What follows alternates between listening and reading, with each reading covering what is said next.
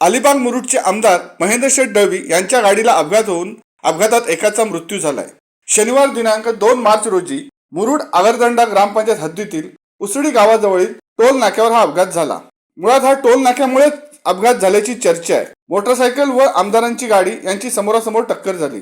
Toll नाक्यावर एकच रस्ता असल्यामुळे हा अपघात झाला। आमदार महेंद्र शेठ दळवी हे मुरुड नांदगाव येथील साळाव आगरदंडा रस्त्याच्या भूमिपूजन कार्यक्रमासाठी येत होते। त्यावेळी मानगाव येथील जासिम अब्दुल रहमान पासवारे हा आपली हिरो होंडा पॅशन गाडी क्रमांक MH06AD 4276 या मोटरसायकलवरून मानगाव येथे जात होता।